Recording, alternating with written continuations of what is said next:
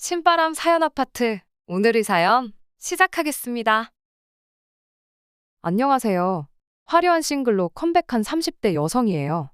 저는 오늘 혹시나 사연 들으시는 분들 중 이혼을 결심하기까지 밤새 뒤척이며 골머리를 앓던 저처럼 지금 마음고생을 하고 계신 분들께 이혼을 너무 어렵게 생각하실 필요 없다는 말씀을 드리고 싶어 이렇게 사연을 보내게 되었습니다.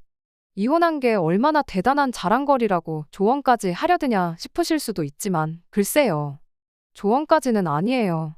사람마다 개인적인 사정이 있으니 제가 내린 결정이 제일 옳다고는 말할 수 없을 테니까요. 하지만 저는 요즘 전에 없이 잘 지내고 있습니다.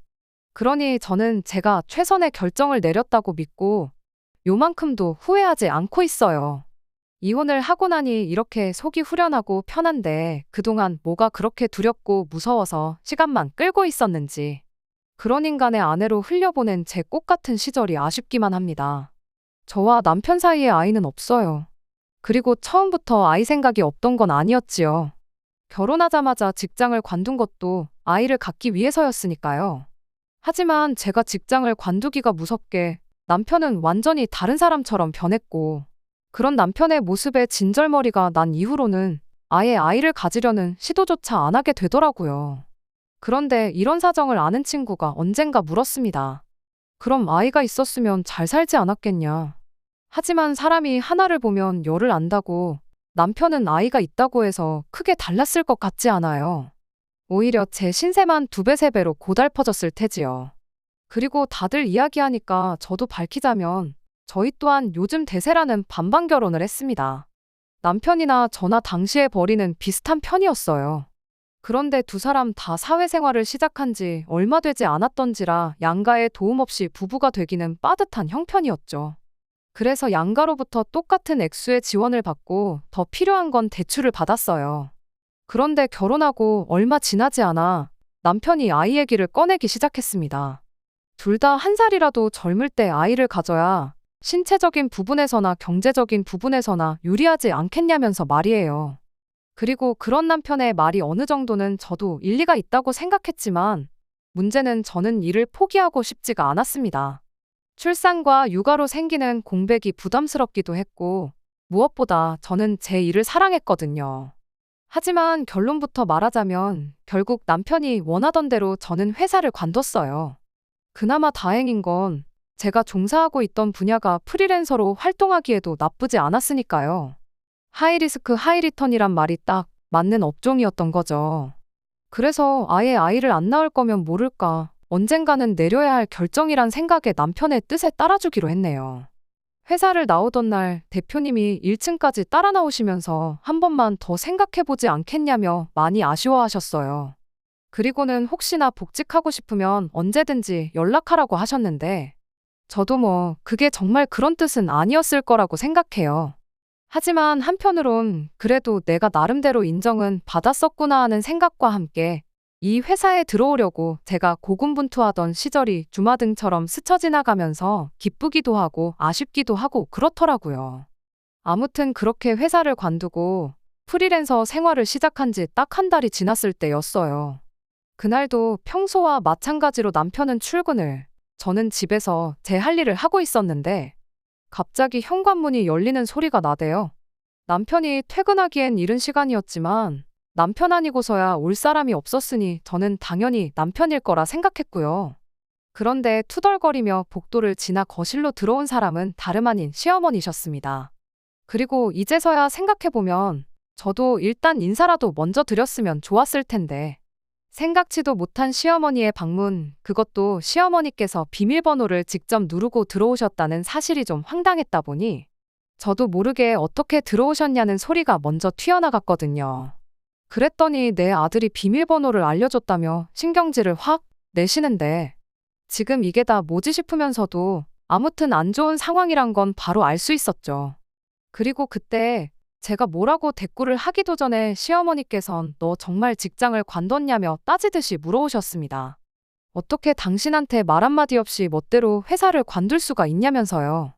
그런데 저로선 솔직히 그런 시어머니의 말씀이 쉽게 납득이 가질 않았어요. 저는 다 큰 성인이고 게다가 남편과 충분한 상의 끝에 내린 결정이었으니까요. 그리고 무엇보다 제가 회사를 관뒀다는 사실이 이렇게 시어머니께서 막무가내로 찾아오셔선 마치 저를 취조하듯 물으실 일인가 싶은 게 여러 가지로 황당하단 생각밖에 안 들더라고요. 그리고 동시에 남편에 대한 약간의 원망스러운 마음도 들었습니다. 왜 진작에 내가 회사를 관뒀다는 걸 시어머니께 말씀드리지 않은 거며 그렇다고 해도 왜 우리 둘이 사는 집 비밀번호까지 시어머니한테 알려드렸어야 하나 싶고 알려드렸으면 알려드렸다고 적어도 나한테 전화 한 통은 해줬어야 하는 거 아닌가 싶었으니까요. 하지만 이런 복잡한 제 마음을 시어머니께선 아시는지 모르시는지 계속해서 당신할 말만 이어나가셨습니다. 그리고 저는 어쨌든 그 당시엔 처음 겪어본 상황이었다 보니 어떻게 대처를 해야 할지 도통 감이 오질 않아 저도 모르게 꿀먹은 사람 마냥 입도 뻥긋 못하고 당하고만 있었죠. 그런데 그때 다시 한번 현관문 열리는 소리가 났고 이번엔 분명 남편일 거란 생각에 말 그대로 긴장이 풀리더라고요. 이제 그만 시달리겠구나 하는 생각에 마치 구세주가 등장한 것 같았달까요? 그리고 그때 제가 바란 건 딱 하나였어요. 다른 건 모르겠고 적어도 제가 왜 회사를 관두게 된 건지 남편이 시어머니한테 확실히 말씀드렸으면 했죠. 하지만 남편이 보인 태도는 말 그대로 기가 막혔습니다. 아이 타령을 해대면서 자기가 먼저 관두라고 했다는 이야기는 쏙 빼곤 마치 제가 프리랜서로 큰돈을 벌고 싶어 회사를 관뒀다는 식으로 시어머니께 말씀을 드리고 있었으니까요. 그러면서 마치 자기도 반대를 했는데 제가 멋대로 관뒀다는 식으로 말을 하는데 어찌나 기가 막히던지 아까와는 또 다른 의미로 말이 안 나오더라고요. 아무리 시어머니가 무서워도 그렇지 버젓이 나를 앞에 두고 어떻게 저럴 수가 있나 싶었습니다. 그리고 그때 처음으로 내가 이런 비열한 겁쟁이랑 결혼을 했구나 하는 생각에 정말 우라가 치밀었지요. 시어머니께서는 당신 아들이 외벌이하면서 살아야 할 줄 알았으면 이 결혼은 안 시켰을 거라며 급기야는 사기 결혼이란 말까지 운운하셨어요. 당신 아들이 뭐가 아쉬워서 집에서 노는 저를 먹여 살리면서 혼자 뼈 빠지게 대출까지 갚아야 하냐고요. 그리고 여기선 저도 마치 저를 기생충처럼 몰고 가시는 시어머니의 태도에 화가 나서 저도 마냥 놀고 있는 게 아니다. 프리랜서로 일을 할 거다 했더니 시어머니께선 콧웃음을 치시면서 그래서 회사 관두고 지금까지 얼마나 벌었냐고 하시대요. 그런데 그 무렵엔 솔직히 이제 회사 관둔 지 한 달이었는데 벌이는 무슨 벌이가 있었겠어요. 그러니 또 저로서는 억울하긴 했지만 동시에 시쳇말로 깨갱하고 납작 엎드릴 수밖에 없었죠. 그리고 그제서야 시어머니께서 본심을 드러내셨습니다. 당신 아들이 외벌이를 하는 한 친정에는 아무것도 해주지 말라고 당신은 절대로 그 꼴은 못 본다고 하셨거든요. 그런데 저는 이런 시어머니의 말씀이 솔직히 황당하기 짝이 없었어요. 막말로 제가 뭐 얼마나 친정에 퍼주고 있었다면 모를까. 친정에 하는 거라곤 시댁과 똑같이 매달 30만 원씩 드리는 용돈이 전부였으니까요. 그런데 시어머니께선 이제 그 30만 원도 내 아들이 피땀 흘려 번 돈이니 친정에는 절대 주지 말라는 말씀이 하고 싶으셨던 모양이더라고요. 순간 짜증도 나고 한편으론 뭐랄까 비참했달까요? 내가 돈 30만 원에 시어머니한테 이런 소리까지 들어야 하나 해서요. 게다가 남편도 뭐 그러면 그런 시어머니를 말리는 흉내라도 내야 하는데 무슨 동네 불구경하듯 가만히 있으니 저로서도 말이 곱게는 안 나가더라고요. 그래서 걱정 마시라고 그렇지 않아도 안 드릴 생각이었다고 했어요. 그리고 시어머니께서도 당신이 원하시는 대답을 들으셨으면 그만 좀 하셔야 하는데 굳이 또 덧붙이시기를 매달 드리는 용돈뿐만이 아니라 명절이고 경조사고 친정부모님 생신 때도 뭐 하나 당신 아들 돈으로 챙기다가 걸리면 가만 안 두겠다는데 진짜 시어머니고 어른이지만 할 말 못할 말 구분도 못 하시는구나 싶은 게 저런 분을 평생 어떻게 가족으로 생각하고 살아야 하나 싶대요. 아무튼 그렇게 시어머니께선 당신이 하고 싶던 이야기만 쏟아내곤 뒤도 안 돌아보고 집으로 돌아가셨어요. 시끄러웠던 집안은 언제 그랬냐는 듯이 조용해졌고요. 그리고 저는 이제 남편이 어떤 식으로든 저에게 해명이든 설명이든 무슨 말이라도 할 거라 생각했는데 남편이 꺼낸 이야기는 제 예상과는 완전히 달랐습니다. 시어머니 말씀이 다 맞는 얘기라면서 솔직히 지난 한 달 동안 자기가 너무 힘들었대요. 돈 생각만 하면 막 머리가 아프고 심장이 뛰고 스트레스가 이만저만이 아니었다나요? 기가 막혔어요. 잘 다니는 회사를 관두라고 사람을 들쑤신 게 누군데 지금 내가 지를 원망해도 부족할 판에. 뻔뻔한 남편의 태도에 정말이지 할 말이 없었습니다. 게다가 제가 회사를 나온 지 몇 달이 된 것도 아니고 딱 한 달이었잖아요. 그러니 저로서는 솔직히 막말로 남편이 몇 달이나 혼자서 가정을 꾸려나간 것도 아닌데 벌써부터 더럽게 생색이다 싶은 게 치졸하고 치사하단 생각뿐이 안 들었지요. 그래서 저도 억울한 제 마음을 쏟아내며 당신 정말 너무한다 했더니 한 달 동안 수입이 빵원인 제 자신을 탓해야지 왜 자기한테 그러냐면서 됐다고 말 나온 김에 이제 돈 관리는 각자 하자대요. 생활비도 이제 매주 자기한테 타서 쓰고 영수증도 가져오라면서요. 그리고 이때 진짜 진심으로 이혼을 고민했어요. 제가 평생 수입이 빵원일 리는 없으니 이런 상황이 얼마 가지 않을 건 분명했지만 남편의 본색을 알아차린 것 같았달까요? 그런데 한편으로는 결혼한 지 반년도 안 돼서 이혼을 한다고 하면 주변에서 얼마나 떠들어댈까 싶고 한편으론 친정부모님 체면도 걱정이 되더라고요. 그래서 결국 이혼 소리는 못 꺼내고 대신 일단 하루빨리 다시 돈부터 벌어야 한다는 생각에 이튿날 날이 밝기가 무섭게 전 직장을 찾아갔습니다.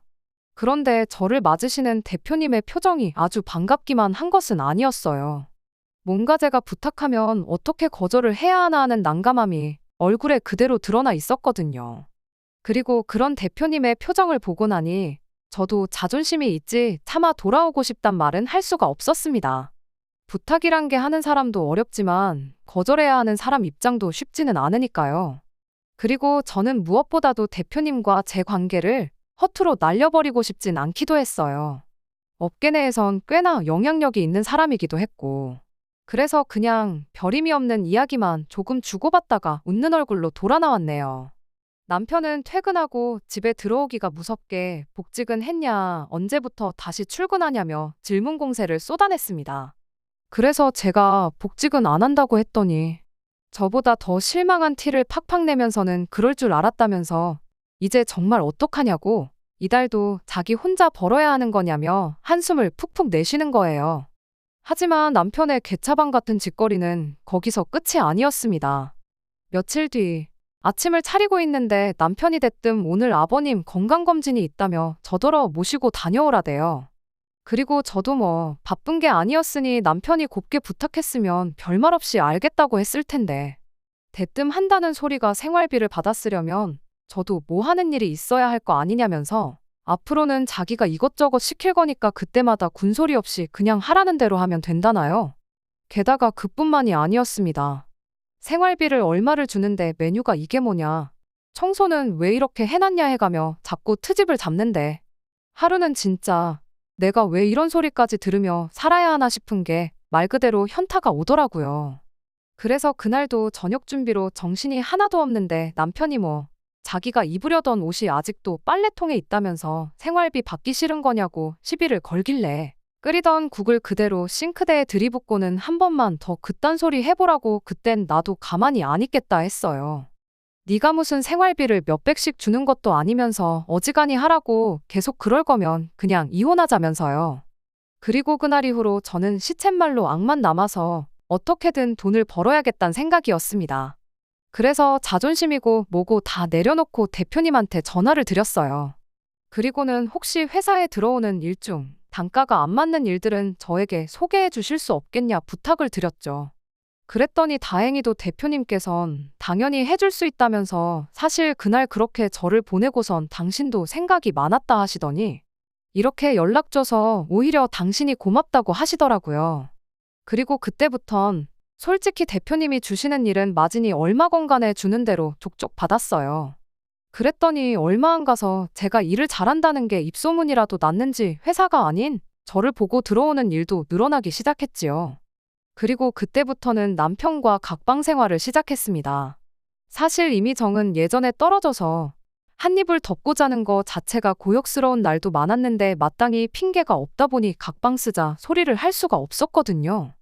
그런데 이제 일감이 많아져서 제가 잠자리에 드는 시간이 늦어지다 보니 자기도 자는데 방해받기가 싫었는지 제가 작은 방에서 자고 그래도 별말 안 하대요.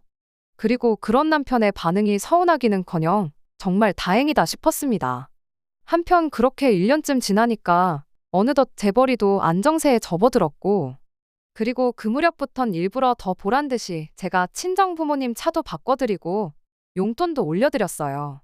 그리고 이런 이야기는 여지없이 남편을 알게 했고 시부모님 귀에도 들어가게끔 행동했는데, 제가 그렇게 한 데는 다 이유가 있었습니다.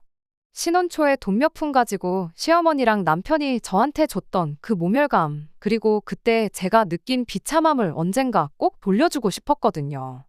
그리고 마침내 그럴 기회가 찾아왔는데, 그날도 저는 평소처럼 정신없이 집에서 일을 하고 있었습니다.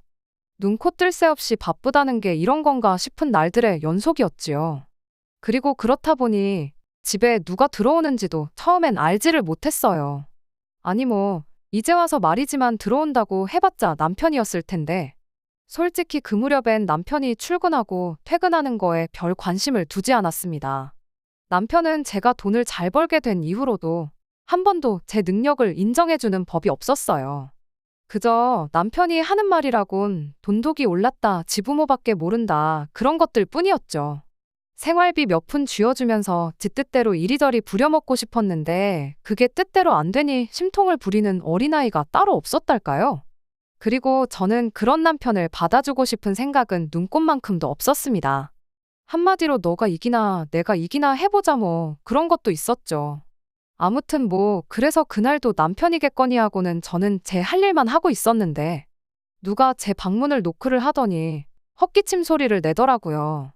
시어머니셨습니다. 참고로 비밀번호를 아무리 바꿔도 계속해서 툭하면 남편이 시어머니께 알려드리는 일이 반복되었기에 언젠가부턴 저도 에라 모르겠다 자포자기 상태였어요. 어차피 저는 제 방 안에서만 일을 하니까 오시던지 마시던지 손님 대접은 안 하겠다는 오기도 들었고요. 그래서 이번에도 방문 앞에 서 계신 시어머니를 보고도 오셨냐 한마디만 하곤 저는 다시 제 방문을 닫으려고 했습니다. 일을 해야 했으니까요.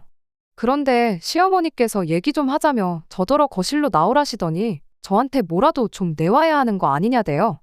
그래서 저희 집 어디에 뭐가 있는지는 저만큼 어머님도 잘 아시지 않냐? 필요하신 거 있으시면 꺼내 쓰시고 드시고 싶으신 건 찾아 드시라 했습니다.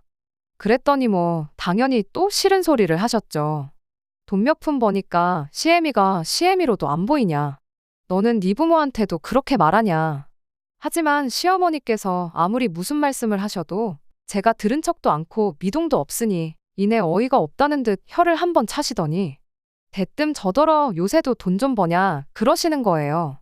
그래서 네, 잘 벌어요 했더니 그 돈 그렇게 벌어서 다 뭐하냐, 어디다 쓰냐 그러시대요. 그리고 저는 무슨 얘기가 하고 싶어서 저러시나 싶으면서도 앓는 소리 할 이유가 없다 싶었기에 저 갖고 싶은 것도 사고 친정 부모님한테도 드리고 그런다 했습니다. 그랬더니 시어머니께선 기가 찬다는 얼굴로 눈살을 찌푸리시더니 너는 네 부모 챙길 때 우리 생각은 안 나냐는데, 하마터면 마시던 물을 그대로 시어머니 얼굴에 뿜을 뻔했어요. 가까스로 물을 삼키곤 생각 안 난다고 했습니다. 아니, 생각은 나지만 남편이 알아서 잘 챙겨드리고 있지 않냐? 그러니 생각 안 하려고 한다 했지요. 그랬더니 또 마땅히 하실 말씀이 없으셨는지 덧붙이시길 원래 결혼하면 시부모도 내 부모다 생각하고 모셔야 하는데 너는 그런 걸 몰라도 너무 모른다나요? 그래서 저도 어머님 아버님이 저를 딸처럼 생각지를 않으시는데 저라고 그게 되겠냐 했습니다. 그랬더니 진짜 뻔뻔하게도 우리가 언제 너를 그렇게 생각을 안 했냐면서 당신 아들이랑 제가 결혼하던 그날부터 당신들은 저를 큰딸, 신우를 막내딸 그렇게 생각하고 있었다대요. 그리고 그 말에 정말 온몸에 소름이 끼칠 만큼 어이가 없었던 저로서는 그동안 가슴에 맺혔던 이야기를 꺼냈습니다. 그렇게 생각하시는 분이 제가 직장 관두고 겨우 한 달 쉬었을 때 찾아오셔선 그렇게 막말을 해대셨냐고, 저를 마치 거머리 기생충처럼 표현하셨지 않냐고요. 그러니까 시어머니께서 하신 말씀이 가관이었습니다. 그게 다 저 잘 되라고 한 얘기였다고 하셨거든요. 그러면서 제가 당신의 진심을 몰라줘도 너무 몰라준다면서 섭섭하다는데 도대체 무슨 꿍꿍이로 저런 말도 안 되는 억지를 써가면서 나오지도 않는 눈물을 쥐어짜내나 싶은 게 저로서는 말 그대로 한편의 쇼를 보는 듯 했지요.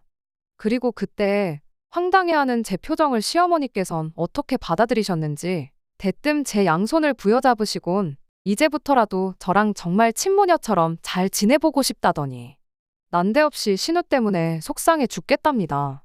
그러면서 이 일을 어떻게 해야 할지 상의할 사람이 저밖에 없다나요. 그리곤 제 눈치를 쓱 살피고는 하는 말이 신우가 결혼할 상대가 의사라는데 딱 지금 나한테 돈 얘기를 하려고 이러는구나 하는 감이 오더라고요. 하지만 아무것도 모르겠다는 식으로 계속해서 시어머니가 하시는 이야기를 듣고만 있었습니다. 그랬더니 이제 시어머니도 답답하셨는지 저도 사회생활을 해봤으니 알 거 아니냐면서 그쪽에선 병원 개원을 원하는 것 같은데 우리가 그럴 형편까진 안 되는 거 너도 알지 않냐. 대신 평수 작은 신혼집이라도 하나 해주려고 하니 돈 좀 보태달라대요. 그리고 저는 당연히 그런 시어머니한테 그 돈을 왜 제가 보태줘야 하냐고 되물었어요. 제가 정말 책상 앞에서 몇 시간씩 허리 한번 제대로 못 펴고 일해가며 번 돈인데 그 돈을 왜 신우 신혼집에 보태주냐고요. 그리고는 잘난 어머님 아들하고 이야기하시라니까 걔가 무슨 돈이 있냐는데 저도 알고 있었어요. 남편이 개털인 거. 제가 친정만 챙기는 걸 보고는 오기가 났는지 어느 날부턴가 남편도 아주 질세라 시댁에 이것저것 마구잡이로 사서 날라댔거든요. 그리고 그것도 유치하게 지도 이제 저한테 보라고 그런 거겠지만 택배로 한 번에 시댁으로 시키면 될 걸 꼭 우리 집으로 시켜서 보란 듯이 지가 하나하나 갖다 나르더라니까요. 그런데 남편이야 제 정확한 수입을 몰랐지만 저는 어쨌든 어느 정도는 파악을 하고 있었고 그러니 어느 순간부터 저 인간 저렇게 해서 뭐 남는 게 있나 싶었는데 역시나 제 예상대로였던 거지요. 하지만 뭐 그렇다고 해도 제 마음은 달라지지 않았습니다. 신우 시집 가는데 1,000원 한 장 보태줄 생각은 정말이지 요만큼도 없었어요. 그런데 한편으론 제가 그간 벼르고 벼르던 그 일을 실행에 옮기는 게 오늘이구나 싶었으니 굳이 지금부터 싫다고 말할 필요는 없겠다 싶대요. 그래서 시어머니께 얼마가 필요하시냐 여쭙습니다. 그랬더니 이내 시어머니 얼굴에 웃음꽃이 활짝 피면서 한 3억 정도면 좋겠다는데 솔직히 저한테 있는 돈 없는 돈 다 끌어모으면 딱 그 정도 되겠더라고요. 하지만 뭐 그런 걸 굳이 시어머니가 알게 할 필요는 없잖아요. 그래서 그 정도 돈은 일도 아니라는 식으로 그거면 되겠냐니까 다시 한번 웃음꽃이 피길래 더 기분 좋으라고 당장 내일이라도 줄 수 있다 했지요. 그랬더니 어머어머 소리를 연발해 가면서 진짜 내가 며느리 하나는 잘 들였다며 아주 좋아 죽더라니까요. 그래서 그때 제가 대신 조건이 하나 있다 했습니다. 그랬더니 뭐든지 말만 해보라대요. 그래서 돈을 받아 쓰려면 그에 걸맞는 일을 해야 할 거 아니냐고.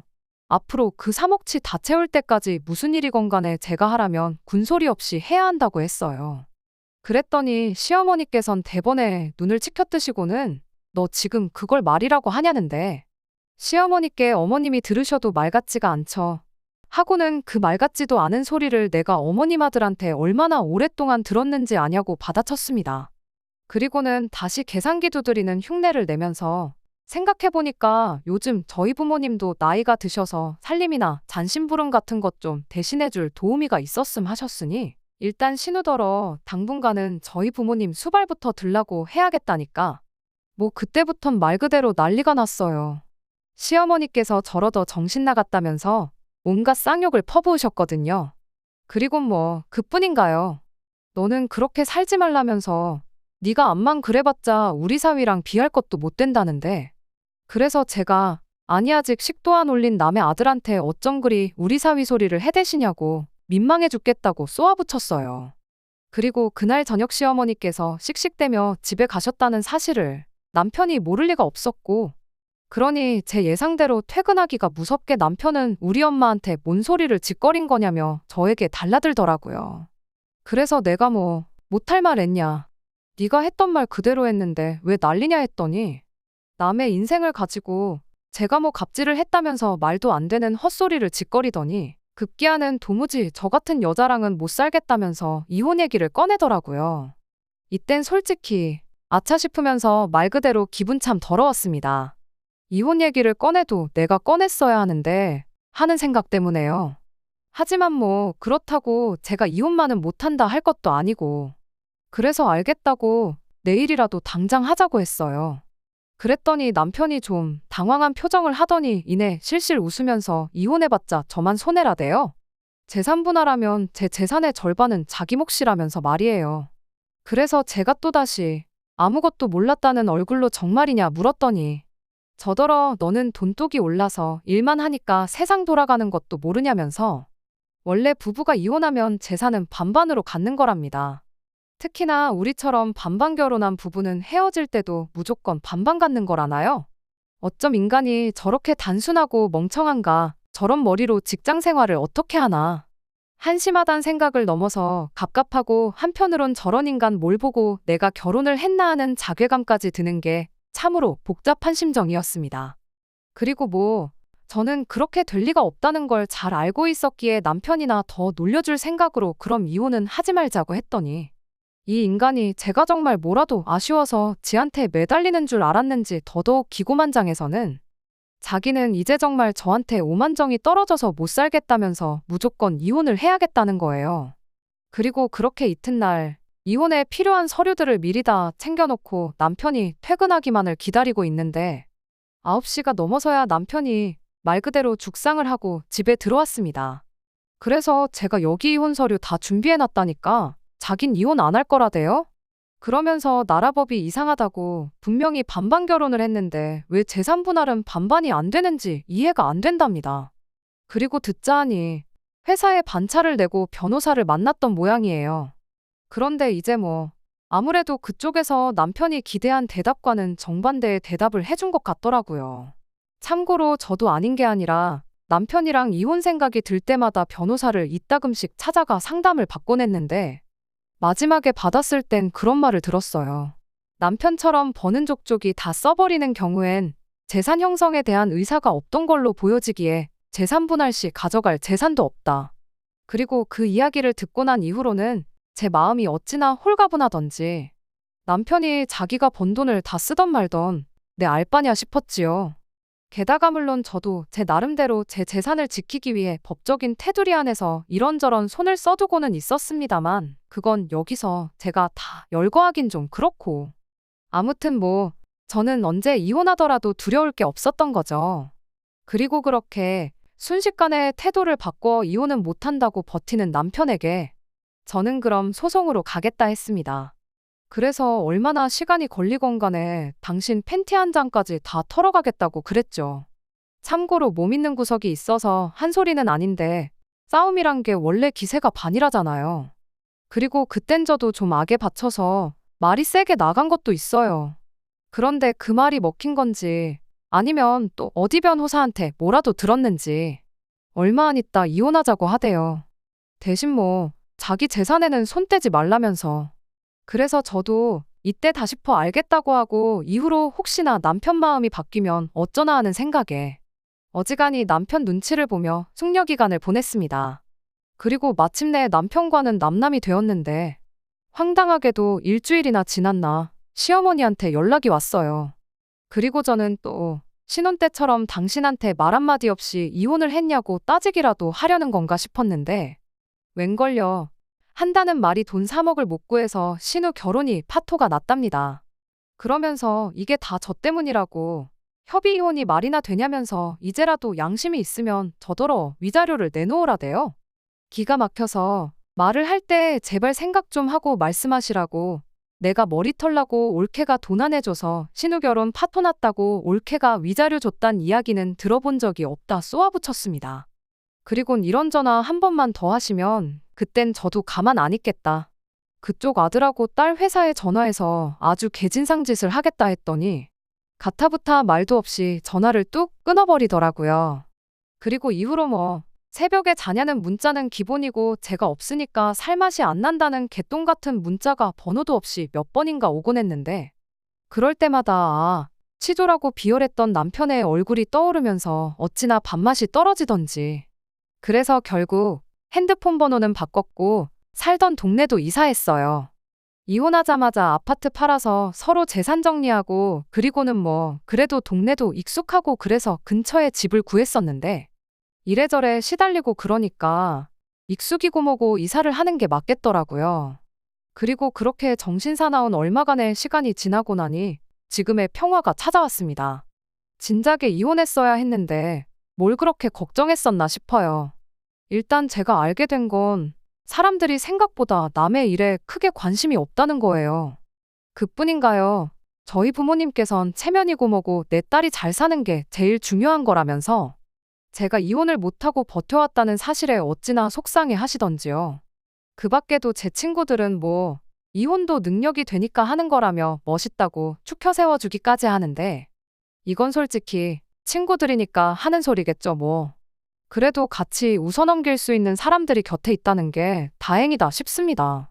그리고 마지막으로 저는 지금 전 직장의 대표님과 진지하게 만남을 갖기 시작했어요. 똥차가 가고 벤츠가 온다더니 그 말이 정말 딱이다 싶네요. 그리고 저도 그 벤츠에 어울릴 멋진 사람이 되려고 열심히 노력 중입니다. 그런 결혼은 또 할 거냐고요? 그건 모르겠어요. 하지만 당장은 그 어떤 후회도 남지 않게 최선을 다할 거예요. 그래서 연애도 일도 두 마리 토끼 다 놓치지 않겠습니다. 끝까지 들어주셔서 감사합니다. 오늘의 사연은 여기까지입니다. 구독과 좋아요, 알람 설정 부탁드리고 더 좋은 사연으로 다시 찾아뵙겠습니다. 감사합니다.